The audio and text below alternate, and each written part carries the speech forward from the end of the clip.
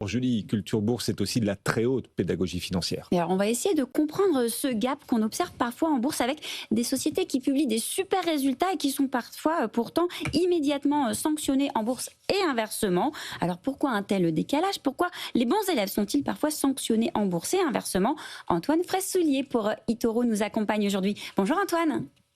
Bonjour. Alors Antoine, franchement, quand on regarde Kering hier ou Amazon la semaine dernière, Amazon qui avait des résultats records et qui a pourtant été sanctionné en bourse. Quand on regarde aussi parfois Nvidia qui a des résultats, un chiffre d'affaires colossal et puis finalement qui est un petit peu boudé par les investisseurs. Comment vous expliquez ce paradoxe? Est-ce qu'il y a une explication rationnelle à tout ça? Oui, alors effectivement, lorsqu'on est dans la période des publications de résultats, il ne faut pas raisonner en termes de niveau absolu de résultats, mais plutôt l'écart concernant les attentes de marché. Le réflexe intuitif consiste à penser que bon résultat égale hausse du titre ou mauvais résultat égale baisse du titre. Mais en réalité, des mauvais résultats peuvent être moins mauvais que prévu. Et c'est donc un soulagement et donc ça provoque une hausse du titre. Et ça a été le cas de Kering. Le marché anticipait une année catastrophique avec donc le résultat net divisé par 15, ça a été un peu mieux qu'attendu.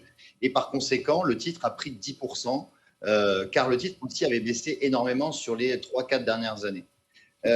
Pour des titres comme Amazon ou même Microsoft, dont les résultats ont été excellents, eh bien, ce que regardent les investisseurs, ce sont les dépenses en infrastructure IA. Et là, on voit Amazon, 200 milliards de dépenses en 2026. Donc, c'est ce qu'ont regardé les investisseurs. Et donc, ça a provoqué la chute du titre. Mais aussi, il faut regarder le parcours boursier. Sur les 10 dernières années, Amazon progresse de 700%. Alors, il y a Warren Buffett qui dit parfois que dans le monde des affaires, le rétroviseur est toujours plus clair que le pare-brise. Est-ce que ça s'applique à la bourse? Alors, je dirais que ça s'applique totalement à la bourse, puisqu'il y a un décalage entre visibilité passée et incertitude future, qui est le cœur même en fait, de la formation des prix du marché. Le passé est mesurable avec précision. Quand une entreprise publie ses résultats, le chiffre d'affaires, l'EBITDA, le résultat net, ce sont des données auditées. Les écarts de lecture sont donc assez faibles. En revanche, à l'inverse, le marché price la demande ou les marges futures, le cycle macroéconomique, etc.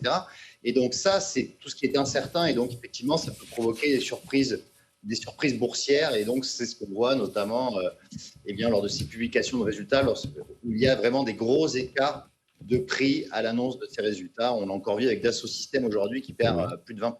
Alors, très, très rapidement, est-ce qu'il y a un arbitrage à faire ou pas, d'ailleurs, en tant qu'investisseur, quand on observe de tels décalages?